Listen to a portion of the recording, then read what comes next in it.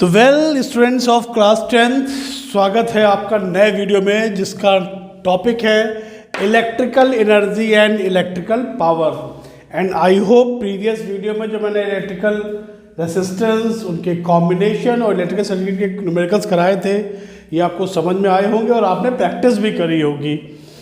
तो let's start the video with electrical energy कि क्या है इलेक्ट्रिकल एनर्जी।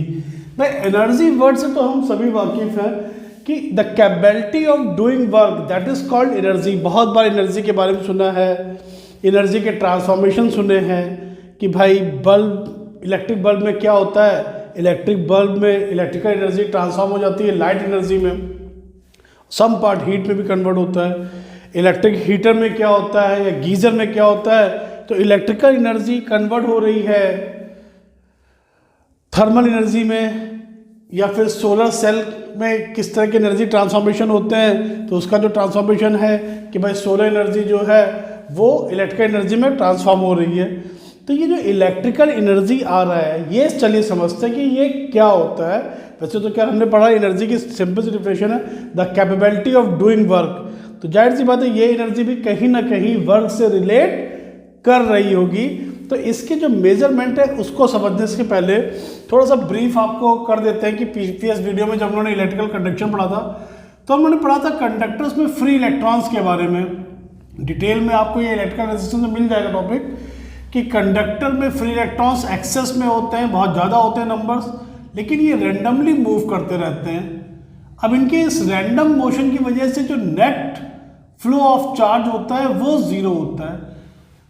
करंट ड्रॉ तब होती है, इलेक्ट्रिक करंट क्या है, unidirectional flow of charge, वो इलेक्ट्रिक करंट है, वो तब होती है जब हम इस कंडक्टर के अक्रॉस पोटेंशियल डिफरेंस सेटअप करते हैं कि भाई ये कंडक्टर था, इसको हमने एक V वोल्ट की बैटरी से कनेक्ट कर दिया। V वोल्ट का मतलब आपको पता है कि हाई प्लेट का पोटेंशियल लो प्लेट से V वोल्ट हाई होगा, तो जिससे ये जो इलेक्ट्रॉन्स थे वो पॉजिटिव प्लेट की ओर, ये मतलब ये कहानी है 12th क्लास में, ऐसा आप पढ़ोगे कि भाई आपको बस 10th में समझाने के लिए कि इलेक्ट्रॉन पॉजिटिव की ओर मूव करने लगे, जबकि ऐसा कुछ होता नहीं है। ठीक है, तो इसी यूनिडायरेक्शनल फ्लो को हम लोग करंट कहते हैं।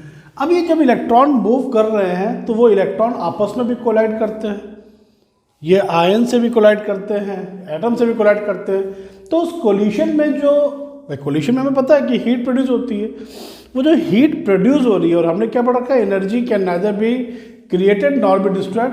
तो सेल की केमिकल एनर्जी है जो इलेक्ट्रिकल में कन्वर्ट होनी थी और वो हीट की फॉर्म में वेस्ट हो रही है। तो इलेक्ट्रिकल रेजिस्टेंस में इसको हमने डिटेल में पढ़ रखा है। जिनका इलेक्ट्रिकल रेजिस्टेंस टॉपिक क्लियर नहीं है वो प्रीवियस वीडियो जाकर के देख सकते हैं। तो आज का जो टॉपिक है इलेक्ट्रिकल एनर्जी, इसकी बात करते हैं। तो अगर मान लीजिए कि इसी कंडक्टर को मैं यहाँ पे एक सर्किट बनाता हूँ, देखिए कि अगर मान लीजिए कंडक्टर के लिए सपोज करिए कि ये एक कंडक्टर है जिसका रेजिस्टेंस R है। कितना रेजिस्टेंस है? R। और इसको एक V वोल्ट की बैटरी से की हेल्प से हमने कनेक्ट किया। तो जैसे ही की ऑन करी, करंट I इस कंडक्टर में ड्रॉ होना शुरू हो गई। तो आप लोग ने इलेक्ट्रिक पोटेंशियल या पोटेंशियल डिफरेंस का जो फॉर्मूला पढ़ा था, क्या पढ़ा था? Potential difference between two point is defined as the amount of work done to transfer a positive unit charge between the points। तो अगर मान लीजिए कि एक पॉइंट इस R का एंड A ले लें, दूसरा पॉइंट इस R का एंड B ले लें, और V वोल्ट की बैटरी सेटअप करिए, इसका मतलब A का पोटेंशियल B के कंपैरिजन में V वोल्ट हाई है, यानी A और B के बीच में पोटेंशियल डिफरेंस V है। अब अगर V बराबर W/Q था, तो जो एनर्जी या फिर वर्क करना पड़ रहा है Q चार्ज को ड्रॉ कराने में, वो वर्क किसके इक्वल हो जाएगा? V into Q। अब हमें पता है कि Q बराबर I इंटू टी के, भाई I बराबर Q/T था, तो Q बराबर क्या हो जाएगा? IT। तो ये वैल्यू प्लेस कर देगा, तो W बराबर आ गया VIT। तो अगर किसी भी कंडक्टर में V वोल्ट उसके अक्रॉस अप्लाइड करने पर T टाइम के लिए उसमें I करंट ड्रॉ कर रहे हैं, तो उसमें जो वर्क करना पड़ेगा वो वर्क होगा VIT के इक्वल, और यही वर्क डन उस T टाइम में उस कंडक्टर में कंज्यूम इलेक्ट्रिकल एनर्जी के इक्वल होगा। तो जो इलेक्ट्रिकल एनर्जी है वो इस वर्क के इक्वल है। अब चाहे इसे ई से एक्सप्रेस करिए या डब्ल्यू से एक्सप्रेस करिए, कोई फर्क नहीं पड़ता। तो इलेक्ट्रिकल एनर्जी ये वर्क डन है डब्ल्यू बराबर वी आई टी। तो अब अगर आर ओम इसका रेजिस्टेंस है जिसमें आई करंट बह रही है, तो ओम्स लॉ के अकॉर्डिंग टू ओम्स लॉ भाई क्या पढ़ा है आपने, V बराबर आई इंटू आर। ये वैल्यू अगर यहाँ पर हम प्लेस करें तो W बराबर I R into I T. तो W का एक फॉर्मूला करंट और रेजिस्टेंस के टर्म में आ गया, W is equal what, I square R T. ये जितने भी ब्लॉक बना रहा हूँ इन सबको आप लोग कॉपी पे नोट करते जाइए। ये एनर्जी का फॉर्मूला वोल्टेज और करंट के टर्म में है, ये एनर्जी का फॉर्मूला करंट और रेजिस्टेंस के टर्म में है। अगर मान लीजिए कभी करंट और रेजिस्टेंस दिया जाए तो आप V बराबर आई आर, पहले V निकालिए फिर वैल्यू प्लेस करिए, ऐसा टाइम वेस्ट ना हो, इसलिए आपको फॉर्मूला आई और आर के टर्म में फ्रेम करके दिया गया है। अच्छा, क्योंकि V बराबर आई आर है तो यहीं से हम I को भी V अपॉन में R लिख सकते हैं। तो अगर I बराबर V बाई आर है, ये वैल्यू अगर हम प्लेस करें तो W बराबर V की जगह आई आर रखिए, V बाई आर का whole square into R T. तो W इज इक्वल क्या, V square by R square into R T, R से आर कैंसिल, तो W बराबर एक फॉर्मूला ये आ गया V स्क्वायर अपॉन में R इंटू टी। तो अगर किसी कंडक्टर जिसका रेजिस्टेंस R ओम है उसके अक्रॉस V वोल्ट की सप्लाई या V volt potential difference T time तक कनेक्ट करते हैं, तो जो एनर्जी का डिसिपेशन होगा इलेक्ट्रिकल एनर्जी का वो है W बराबर V square by R into T. बाकी कॉम्बिनेशन हमने पढ़ रखे हैं, सीरीज और पैरेलल कॉम्बिनेशन। सीरीज कॉम्बिनेशन में कंपोनेंट्स में करंट सेम रहती है, तो कभी कंपेयर करना हो सीरीज कॉम्बिनेशन में एनर्जी को तो आई का फॉर्मूला लगाइएगा। पैरेलल में घरों के जितने अप्लायंस हैं, घर में जितने भी अप्लायंस सब पैरेलल में कनेक्ट रहते हैं। अगर मान लीजिए कि आपको एनर्जी सिर्फ कंपेयर करनी है, सेम पोटेंशियल डिफरेंस है, तो फॉर्मूला लगाएंगे W बराबर V square by R T. तो इलेक्ट्रिकल एनर्जी क्या है, समझ में आया कि चार्ज को ड्रॉ कराने में जो वर्क करना पड़ता है किसी भी सर्किट में या फिर किसी कंडक्टर में, यही वर्क उसमें कंज्यूम इलेक्ट्रिकल एनर्जी होती है और इसी एनर्जी का हम बिल पे करते हैं, ये चीज़ ध्यान रखिएगा। तो एनर्जी का जो फॉर्मूला है वोल्टेज और करंट की टर्म में, करंट रेजिस्टेंस की टर्म में, वोल्टेज रेजिस्टेंस की टर्म में, इसे नोट डाउन करिए कॉपी पे, क्योंकि न्यूमेरिकल करते समय अगर आपको फॉर्मूले नहीं पता होगा तो न्यूमेरिकल कैसे करोगे। इसके बाद बात करते हैं इलेक्ट्रिक पावर की। तो पावर भाई ऐसा नहीं है कि आप 10th क्लास में पढ़ रहे हो पावर क्या है। पावर के लिए आपने पढ़ रखा है what is power, power is the time rate of work done. तो अगर वर्क डन अपॉन में टाइम इंटरवल है, तो इलेक्ट्रिक पावर अगर यहां पे है, क्योंकि हमारा टॉपिक क्या है, इलेक्ट्रिक पावर किसी भी अप्लायंस की निकालनी हो, तो वो उस अप्लायंस में कितनी इलेक्ट्रिकल एनर्जी कंज्यूम्ड हुई है, क्योंकि work electrical energy work done की इक्वल ही है, अपॉन दैट टाइम इंटरवल जिसमें वो एनर्जी कंज्यूम हुई हो। तो P बराबर W बाई टी। अब पावर है तो ऑफ कोर्स इसकी जो यूनिट है जूल पर सेकेंड, या इसकी जो यूनिट होगी its unit is SI unit जो है वो है वॉट, W स्मॉल लिखा हुआ है। अगर कैपिटल लिखेंगे, शॉर्टकट में लिखना तो कैपिटल W का यूज़ किया जाएगा। और ये चीज़ आपको पता होगी, कुछ बड़ी यूनिट्स जैसे 1 किलोवाट इज इक्वल्स 1000 वाट होता है। इसके अलावा एक बड़ी यूनिट हॉर्स पावर भी है, 1 हॉर्स पावर में 746 वाट होते हैं।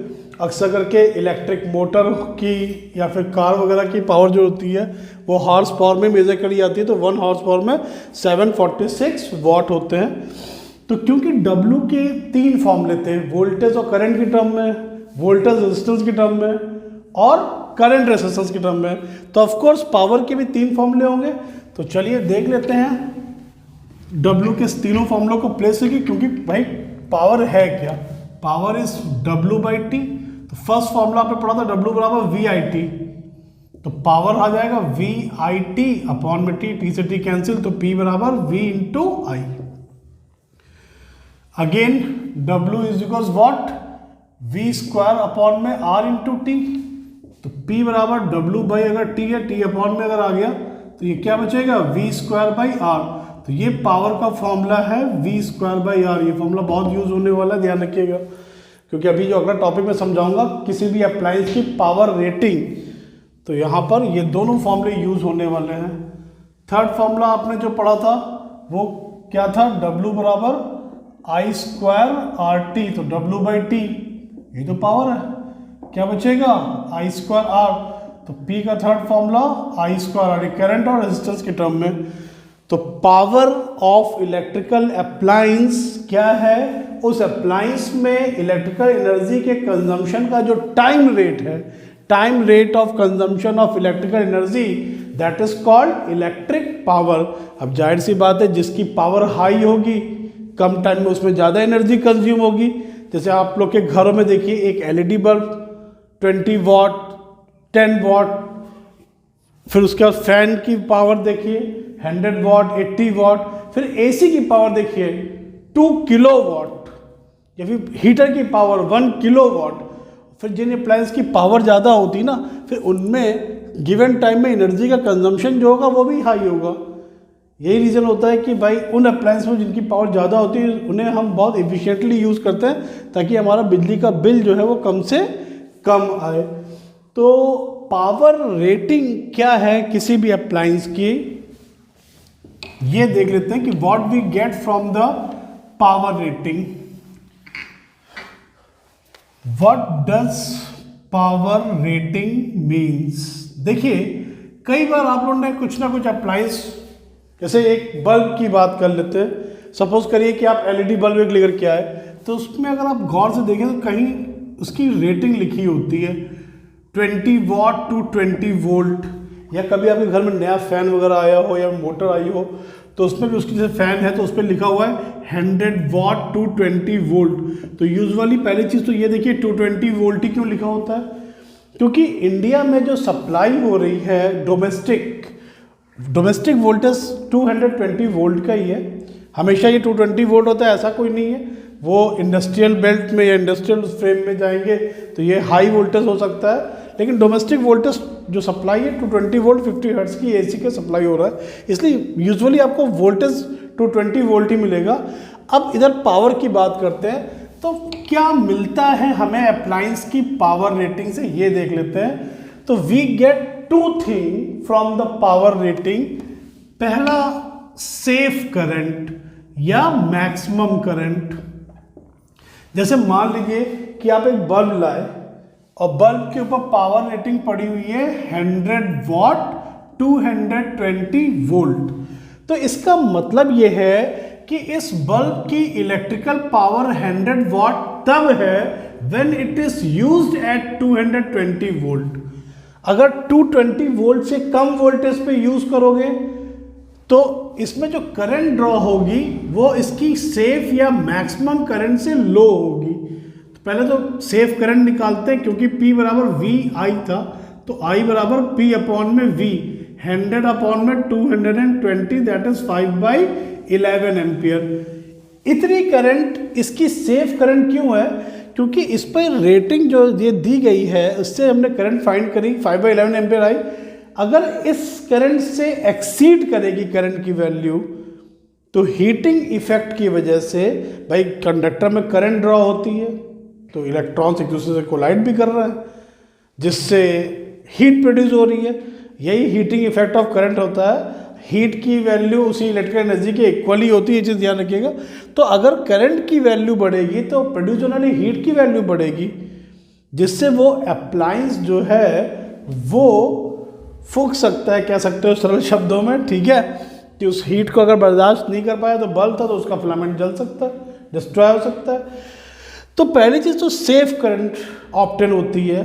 अब मैं जो बात कर रहा था कि 220 वोल्ट की बजाय इस बल्ब को अगर हम 110 वोल्ट पे यूज़ करें तो वोल्टेज कम करोगे तो बस होगा क्या कि उसमें जो करंट ड्रॉ होती 5/11 वो ना होकर के कुछ लेस करंट ड्रॉ होगी, लेकिन बल्ब को कोई लॉस नहीं होगा उसमें, बस खाली बल्ब फुल इल्यूमिनेशन, जितनी तेज वो जल सकता था उतनी तेज वो ग्लो नहीं करेगा।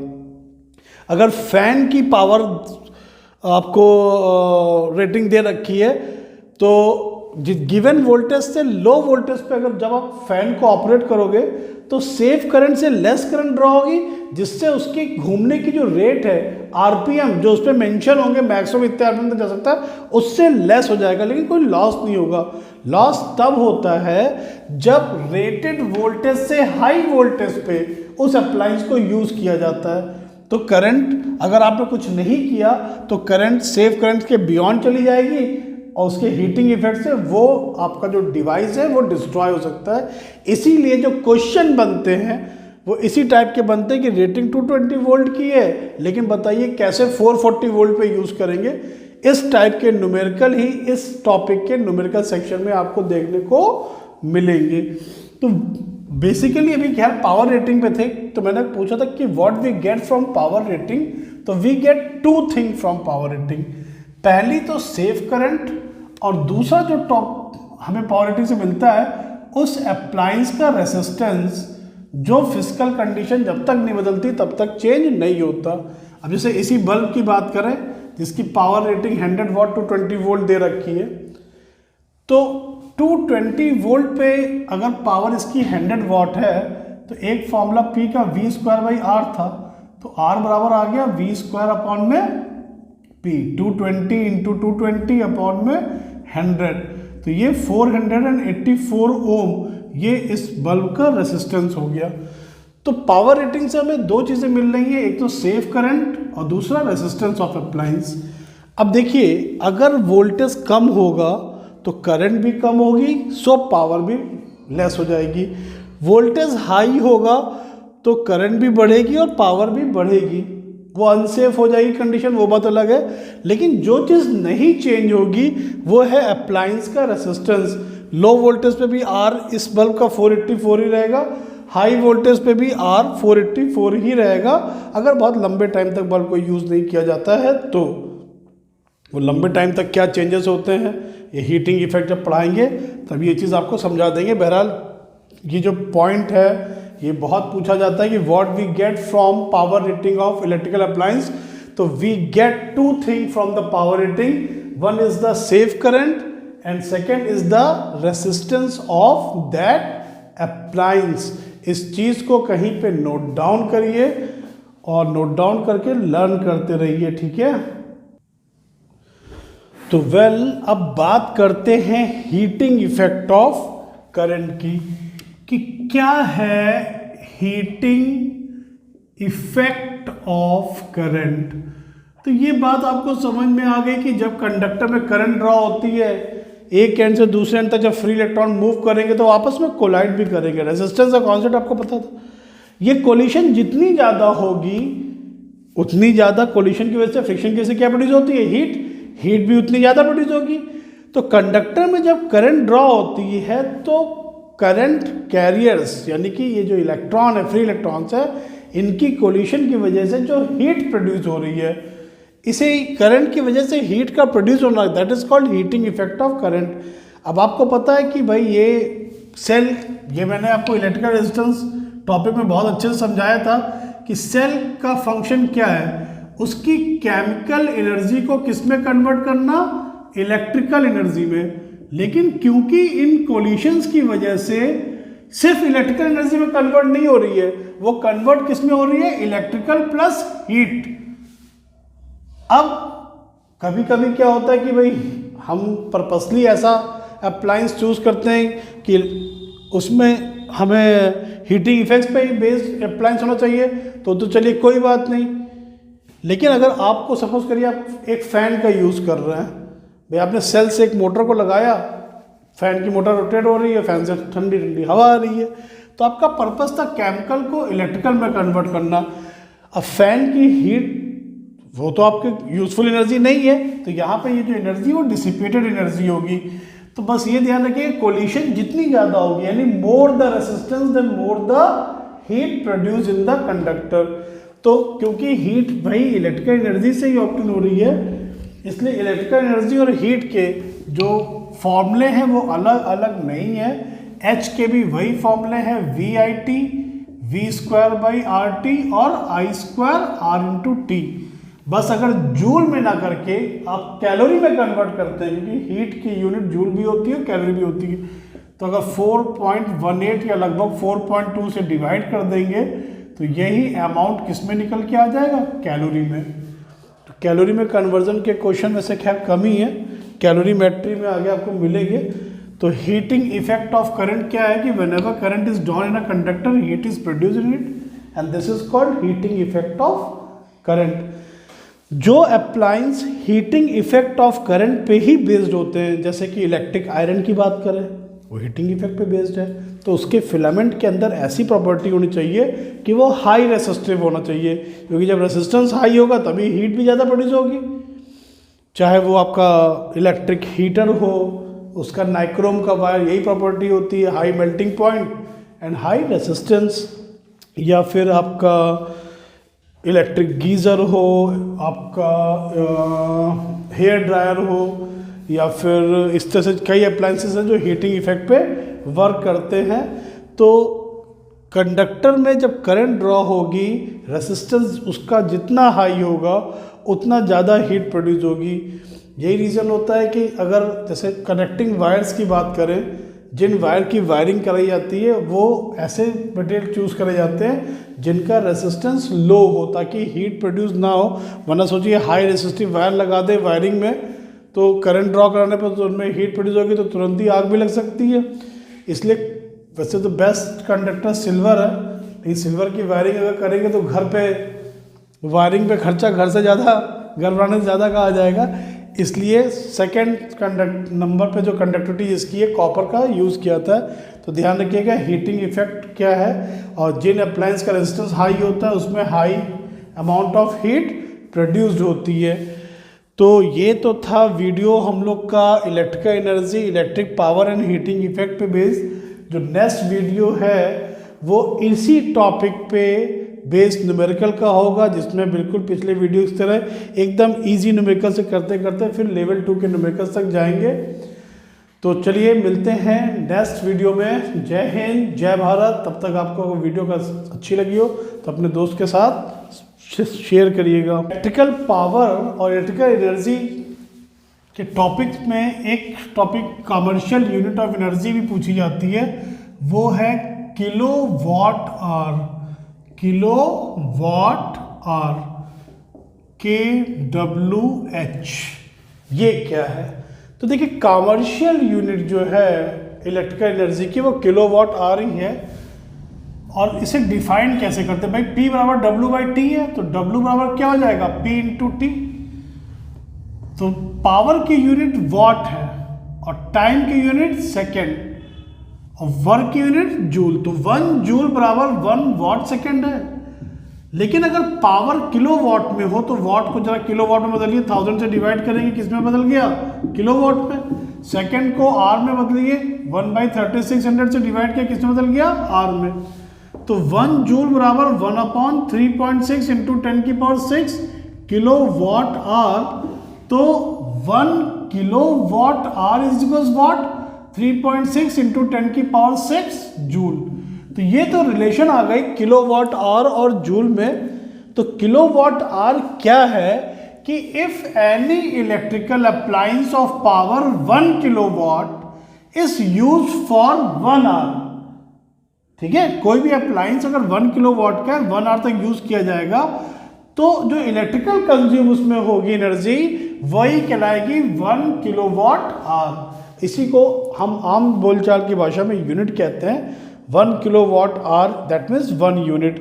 और इसी यूनिट्स का ही आपके यहाँ बिल या आपके क्या सभी क्या आता है, आपने सुना होगा ना, घर पे इतने यूनिट का बिल आया। गर्मियों में AC चलता है, AC की पावर बहुत ज़्यादा होती है। अब टाइम भी जितना ज़्यादा होगा तो एनर्जी यानी कि consume energy kilowatt hour यानी यूनिट भी उतनी ज़्यादा होंगी। यूनिट्स जितनी ज़्यादा होंगी बिल भी उतना हाई होगा। इसीलिए पापा बोलते हैं ना आप लोग को कि भैया AC संभाल के चलाइए, ठीक है। तो टाइम कम कर देंगे तो एनर्जी भी कम उसमें कंज्यूम होगी। तो आप अपने घर में इलेक्ट्रिकल अप्लायंसेस में कंज्यूम होने वाली एनर्जी का एस्टिमेशन अपने आप कर सकते हो। कैसे देख सकते, एक छोटा सा एग्जांपल देखते हैं। मान लीजिए मैंने आपसे कहा कि एक घर में 5 बल्ब हर एक 80 वाट पावर के हैं और 4 फैंस हैं each of power 100 watt and both are used 10 hour daily, per day 10 घंटे तक यूज हो रहा है। हमने कहा कि बताइए 5 रुपीज पर यूनिट के रेट से 30 डेज का कितना इलेक्ट्रिसिटी बिल आएगा।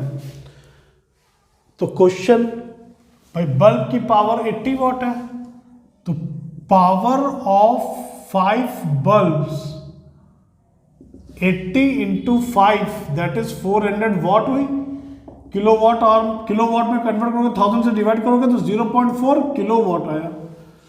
तो energy consumed by bulbs, energy consumed by bulbs in 1 day, क्योंकि एक दिन में तो सिर्फ 10 आवर्स यूज हो रहा है ना, तो W1 बराबर P इंटू टी, पावर है 0.4, टाइम है 10, यानी 4 किलोवाट आवर लिखो या 4 यूनिट।